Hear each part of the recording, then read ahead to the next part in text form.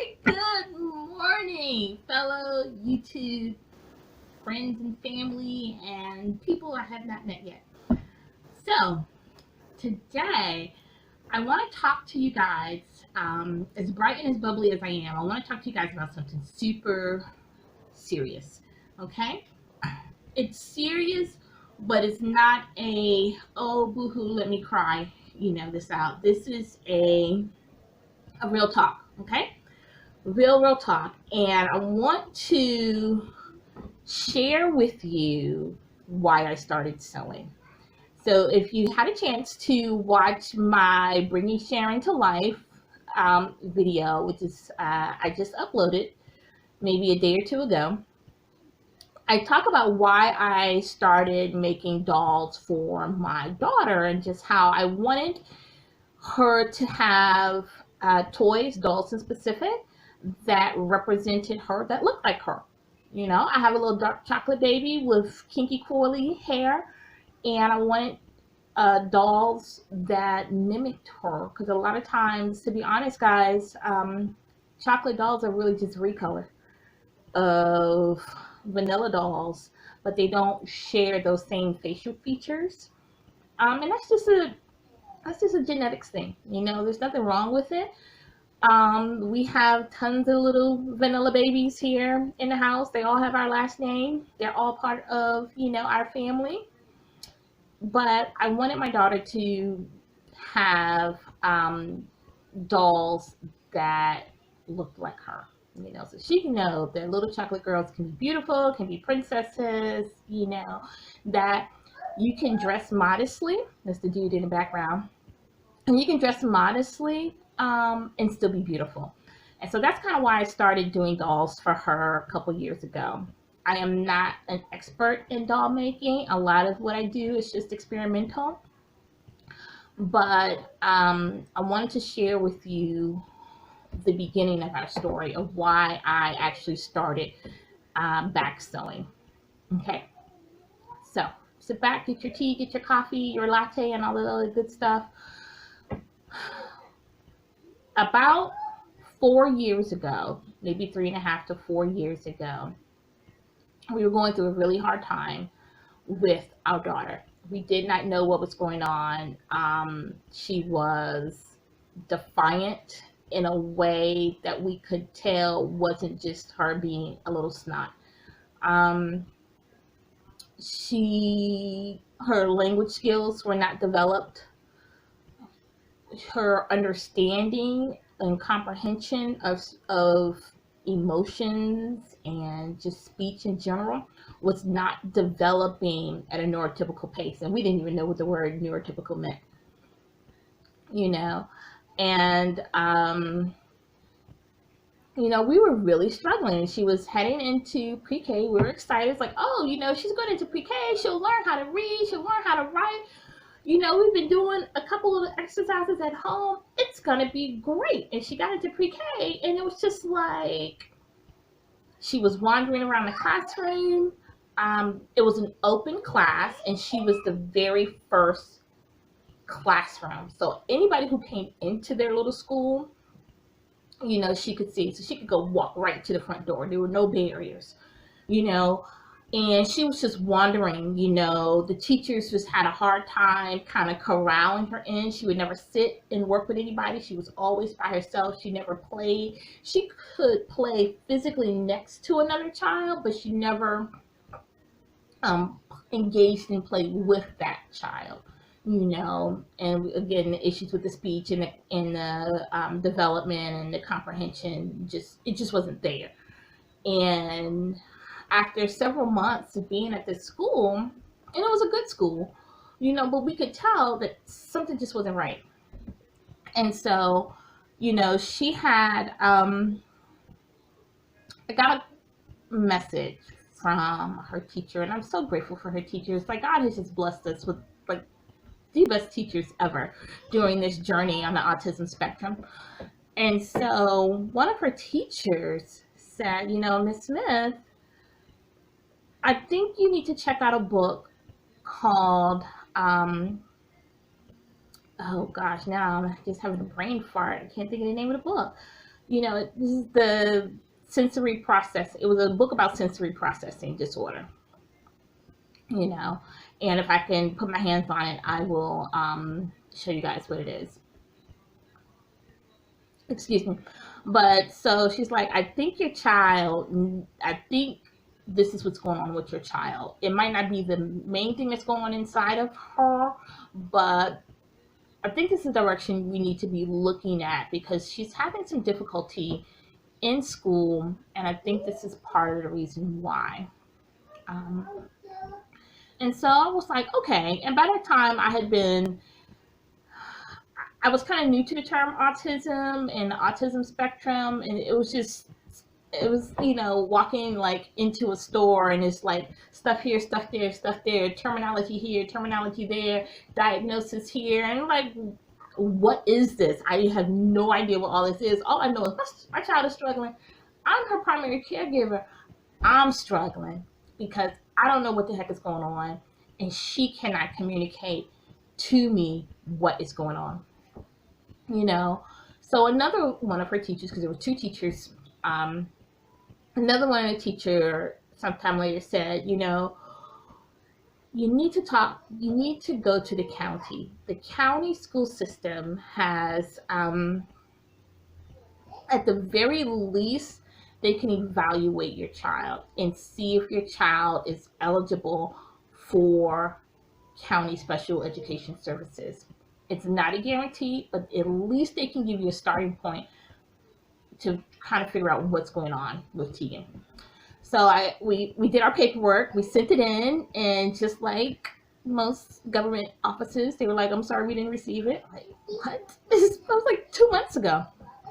So we had to resubmit our paperwork, and we got contacted, and they set up an evaluation date. And by the time, from the initial time that we submitted our paperwork to the time we finally got our meeting, was probably about 5 months.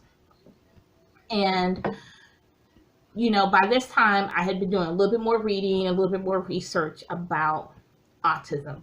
I'm like, okay, what is this great big scary word? I don't know what it is, but if it gives me answers as to what's going on, hey, you see my gray hair, we got to figure something out, because whatever it is, it's just not working, and by this time T was not being able to stay in school. We dropped her off at pre-K at 8 o'clock in the morning, and by 11 o'clock we're getting phone calls like out of desperation, come get your child. She is just not handling that environment. And we knew that it wasn't necessarily, like I said, it wasn't a behavior issue. We knew that she just wasn't a little stinky brat. Hold on, here comes the dude. All right, he had to show me his number 2, so, and not the poop, his toy.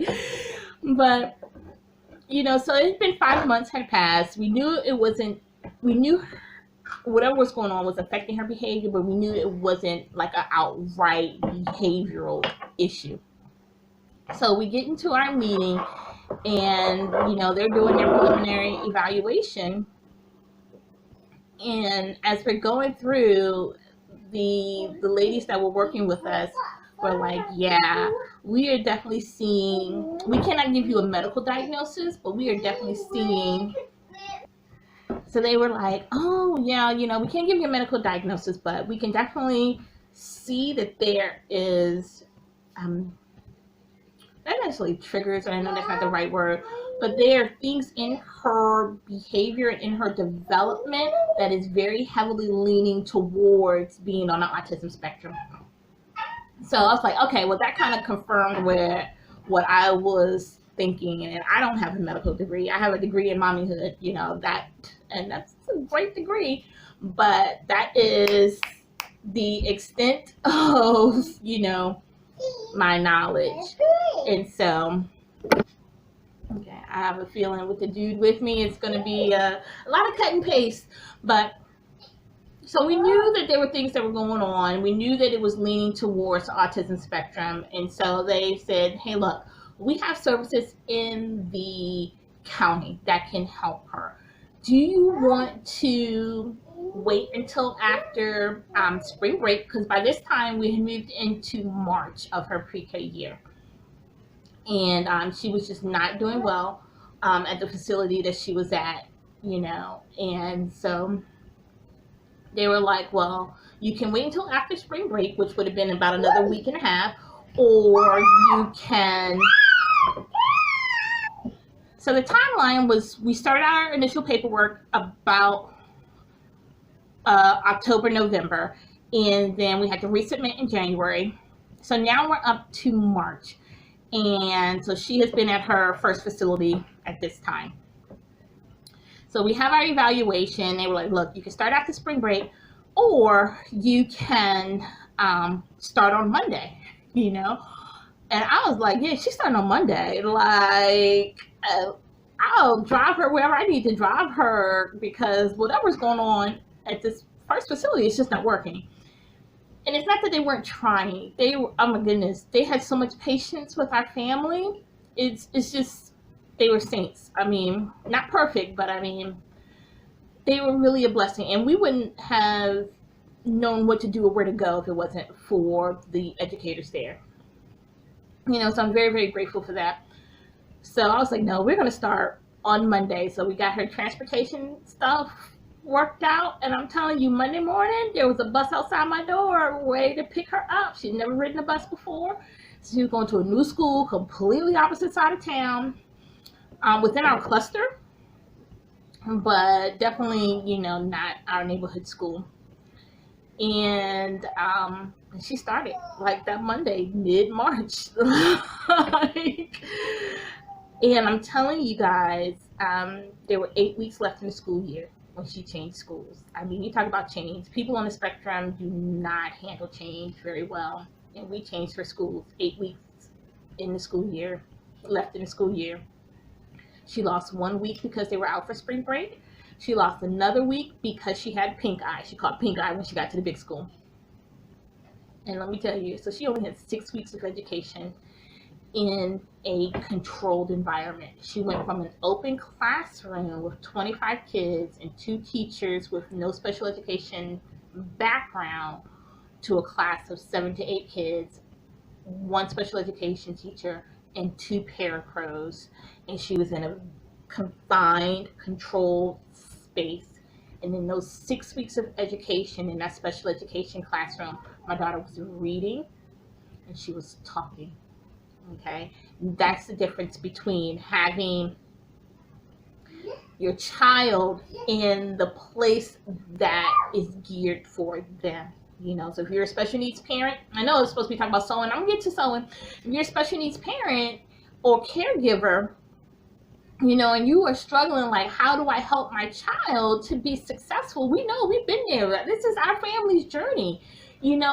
The one thing I can say is, outside of unconditional love and patience, as the caregiver, is put them where they have the best chance to succeed, regardless of what people outside of your immediate family, not necessarily immediate family, but if you are not in that caregiver circle, if this is not your life 24/7, and that includes you cousins and aunts and uncles and grandparents, if you are not in this 24/7 circle, honestly, you can have your opinion, but you're not living it, okay? You're not living it. You are not in the fight with us, nose to nose, face to face. So you got to do what's best for your child or your loved one. And you have to put them in the place that gives them the best chance to succeed. So, and that's what we did. I'm not waiting, 2 weeks. You go Monday. And let me tell you something, those 6 weeks that she was there, she was talking, reading. She was expressing herself more.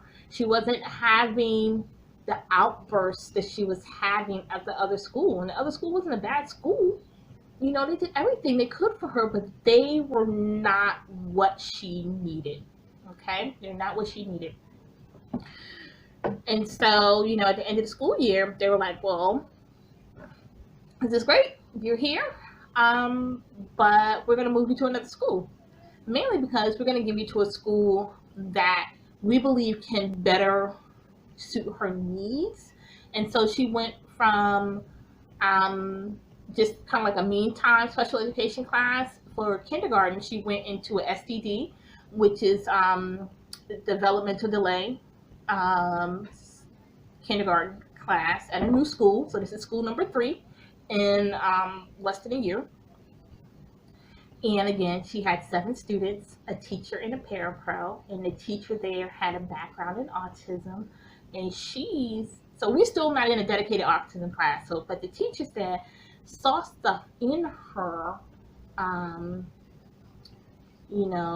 that said flag, flag, flag, autism. And so even though Tegan was on an IEP, the teacher was also making other accommodations that was not necessarily on her IEP, but she saw that Tegan excelled when she incorporated these things into Tegan's daily life at school. And it helped tremendously. And we got some of the things that she was doing, we got some of those written into her IEP for 1st grade. And it just helps, and she has, my daughter has blossomed so much.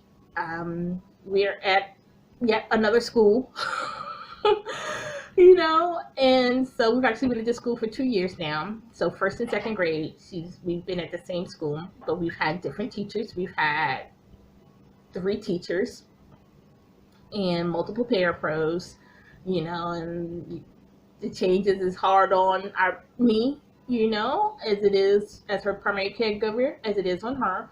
But we're making it through. The administration is great. The vice principal that oversees the special education program at her school is wonderful. We have a new teacher. She is fresh out of college. First teaching assignment is in this autism level 3 classroom. And but she has a parapro that has been a parapro for I think a couple, maybe at least 15-20 years, and the parapro has been at the school for at least 7 or 8 years, and she has been in the higher level autism classes, and by higher level I mean the more severe classes.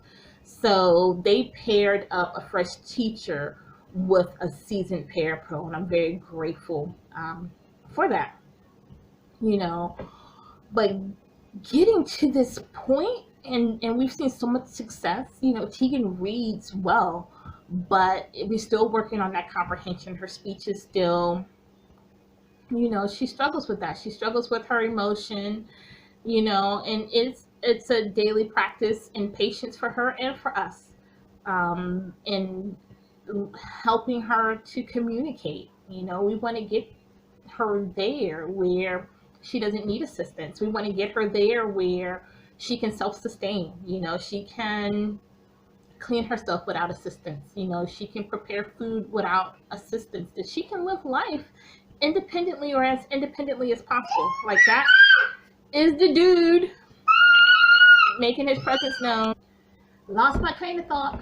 Okay, so I have my dude with me, because he's just gonna keep coming up here. Yes, we think that. So in any event,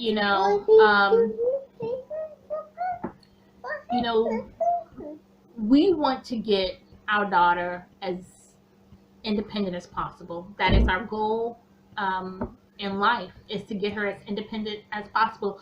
We don't know if she will get there, but we're going to do everything we can to get her there. And that includes making tough choices. If it's the tough choice of limiting who she's around because of negativity, then we're going to do it. If it's the choice of switching schools, for her to get where she needs to be for the greatest chance of success, we're going to do that. We're going to do whatever it takes, to get her to be successful, in life. That is our number one goal. And, it was definitely a challenge to get to this point. I have not always been so positive in this journey. You know, it's been a rough journey. It's been a crazy journey. So, you know, when we started, we were having so many issues. You know, my husband was working nights, and I know I mentioned in another video, like that's a struggle in and of itself. And you have a husband that's working nights, and you're a primary caregiver to a child that has special needs, and you don't know that a child has special needs. You're trying to figure out, you know, what has possessed this child, what is going on. It really put me in a really negative place. It just took my heart to such an emotionally difficult place. It was hard. That is the most simplified way I could put it. You know, it was emotionally trying to try to figure out what was going on with her. You know, it's like how many ways of discipline can, you know, we give to her, and it ain't working. And we realize, okay, this ain't a discipline issue. Like something else is going on, and we don't know what it is. And for a long time, I felt like, man, I was doing this by myself, and that burden, that pressure was crazy. And I'm telling you, if you're a special needs parent, you know, I understand that stress if you are a solo caregiver. And it's, my husband was working. That's a hardworking Black man. You know, it wasn't anything against him. It's just that was the dynamics of our family at the time, because my daughter was a preemie. I was having medical issues. My husband's working hard. I am home with her, and I don't know what's going on with her. And there was just a lot of emotional and mental stress. You know, and so, you know, that was just a really challenging thing to go through, and I felt myself becoming very angry with my daughter. I felt myself becoming very impatient with her. I was not loving, you know. I mean, I was stressed. I was under a tremendous amount of emotional pressure, and honestly, because I did not know what was going on with her, I thought at the time that she was just being a stink, you know. And it wasn't until we were a couple years into it that, you know, we learned that, you know, she wasn't being a stink.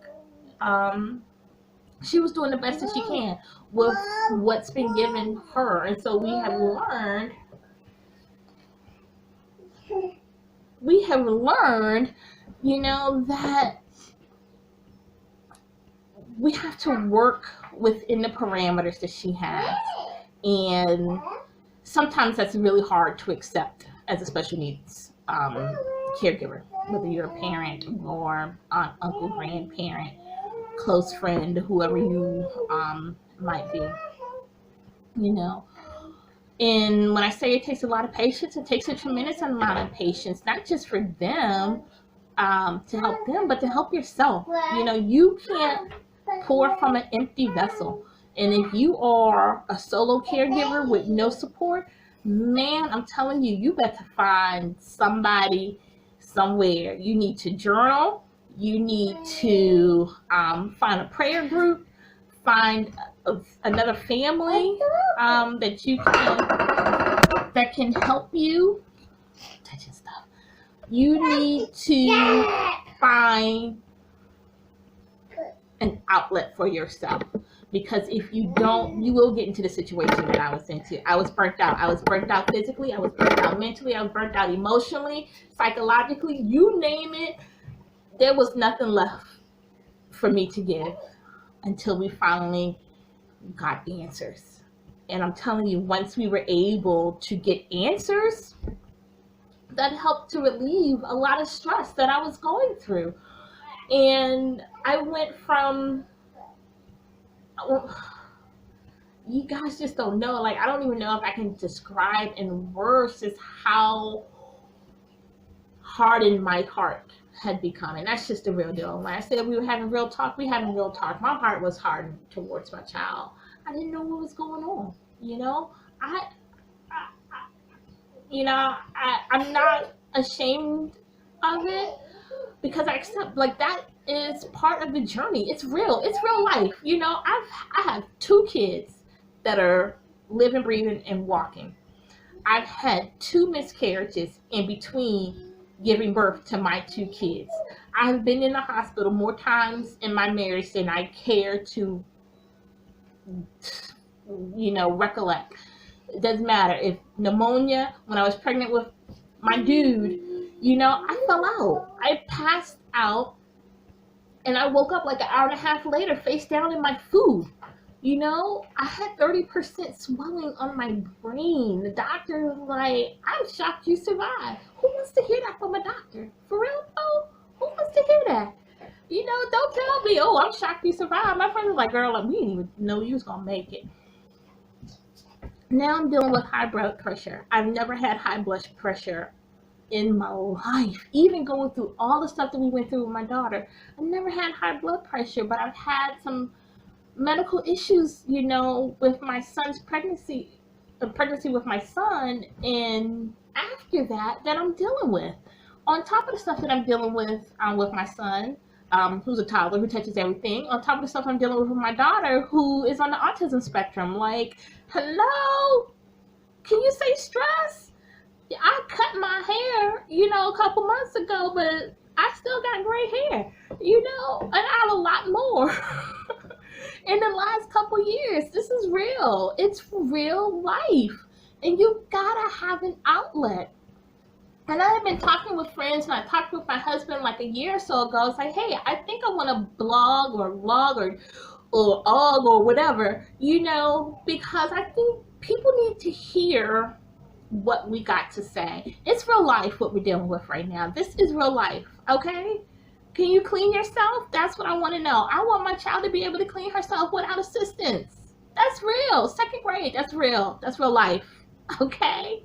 I want her to be able to get dressed without assistance. That's real life.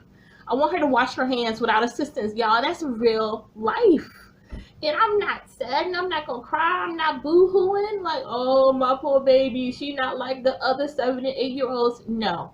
She going to be who she is, and she going to be excellent in who she is. And we're going to make sure that she going to be excellent in who she is. But I will tell you, it's been a long road, physically and emotionally and mentally, to get to this point. I am my child's biggest advocate. Make no mistake about that. I can be the sweetest, nicest, ooh, let me bake you a pie, or at least, put the Mrs. Smith's pie in the oven for you, wait 60 minutes and pull it out.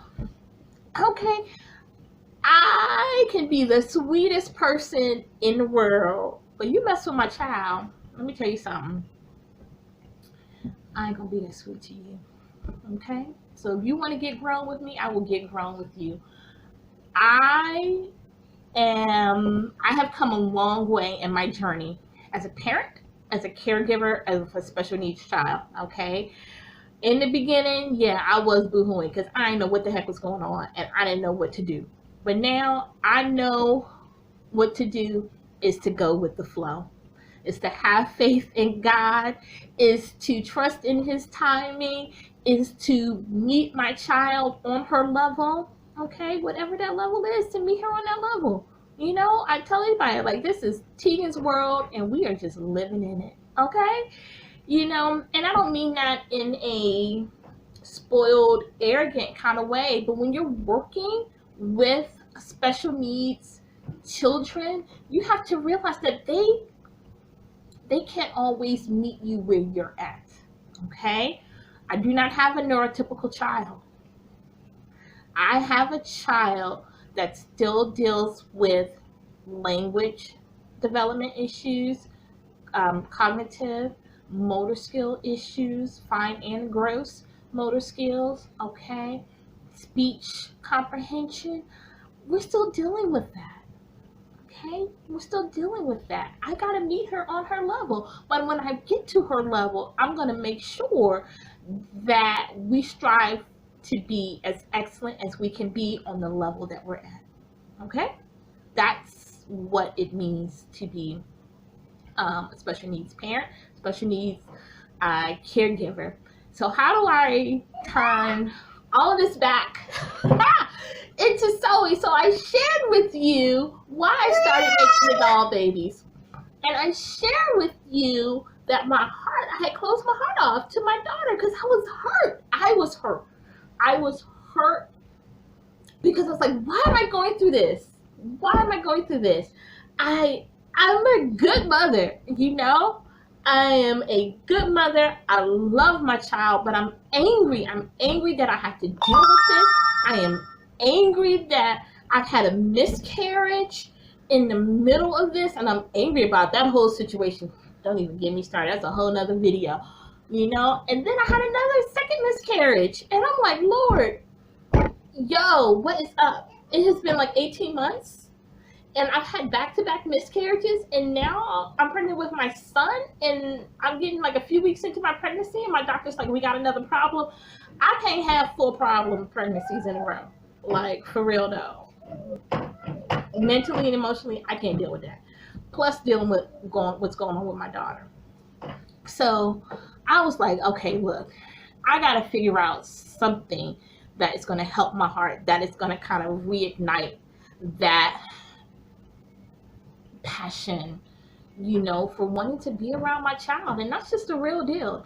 This is raw, okay? If y'all don't know, I'm telling you what it's like to be a special needs parent, okay? And sometimes, you know, it's not pretty. It's just not pretty. So when I was trying to figure out what can I do, how can I just get that bond that I really, really desire to have with my daughter, I started sewing again, you know, and it just started with making skirts.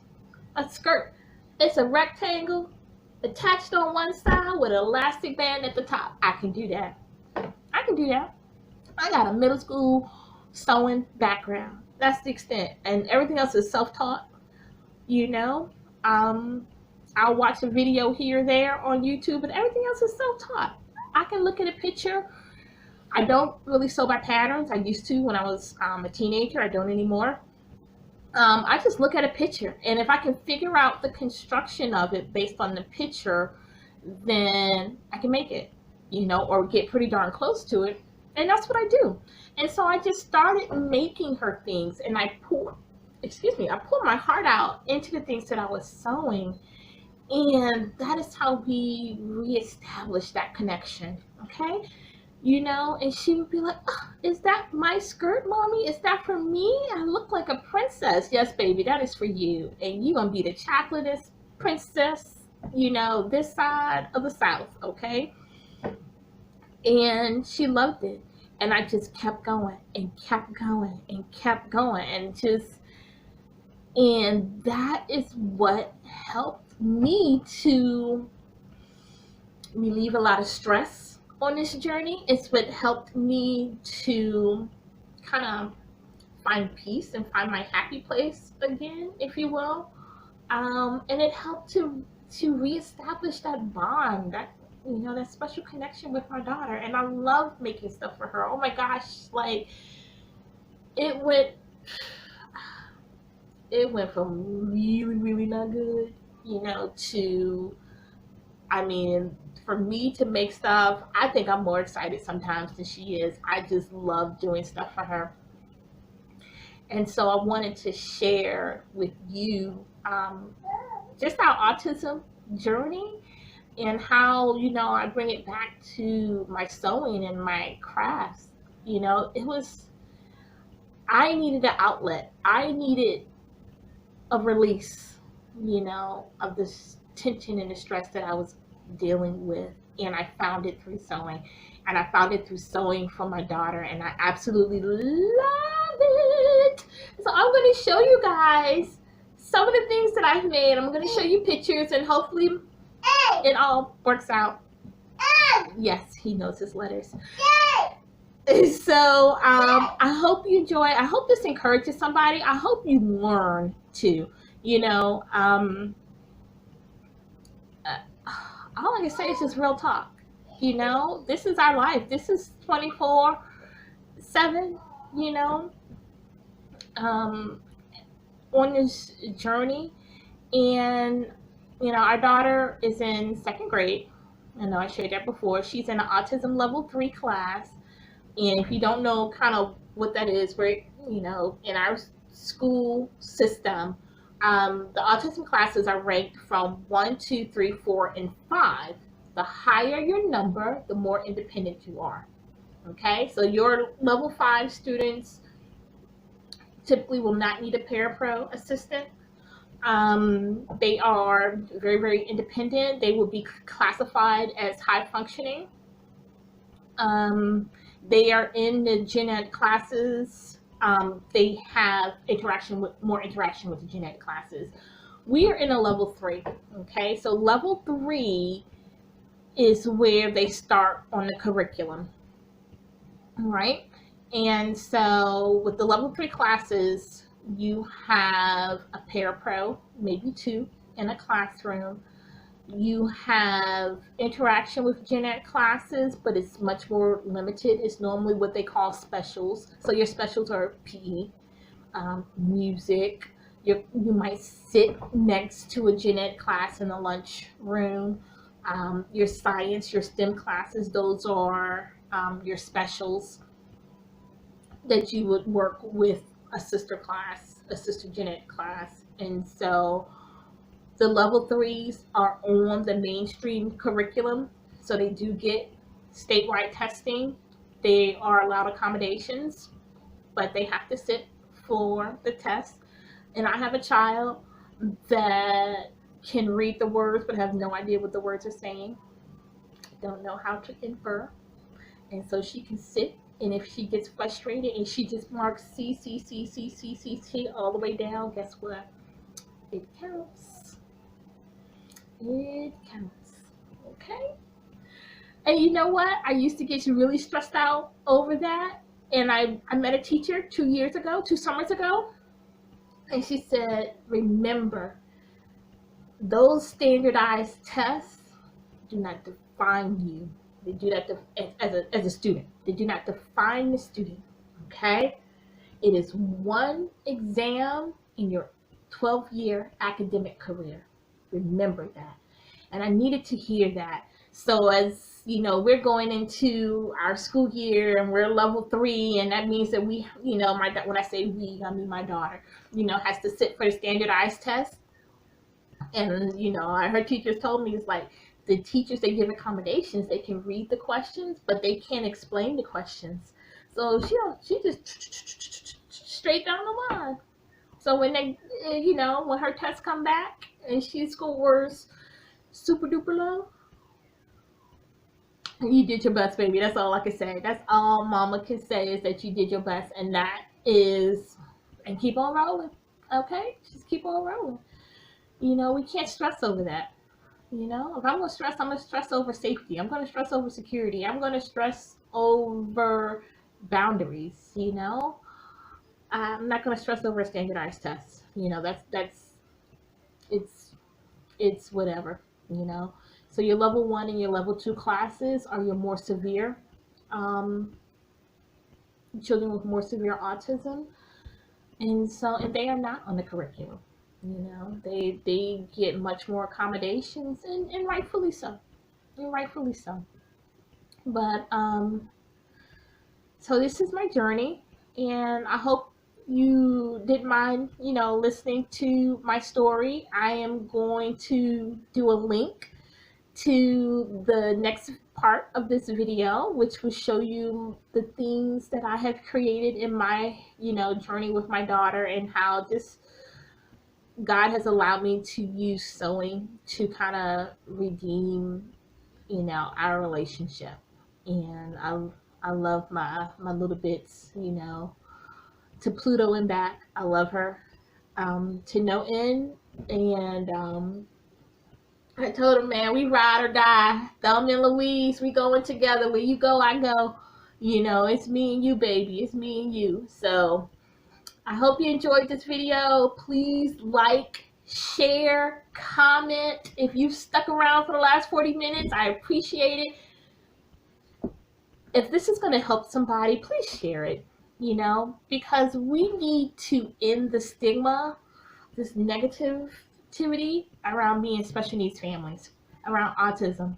My daughter's pretty freaking awesome. Boom. Okay? And now that as parents, Dad and I, and my husband, we we have a better understanding, a better grasp of what's going on, and we can work with it now that we have an understanding. Knowledge is key, guys. Knowledge is key. If you don't know, learn.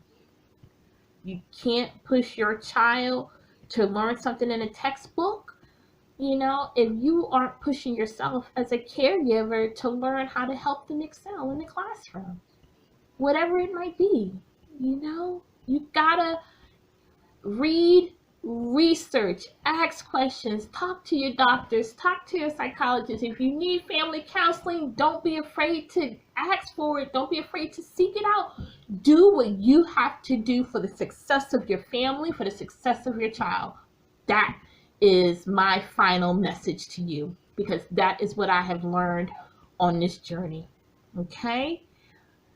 Find your outlet as a caregiver and do what you need to do for your child to be successful, and you know, and go from there. So again, I hope you like this video. Please share it. Please comment, you know, if this has helped you or helped a friend. I really appreciate it. I really want to do more of these real talks,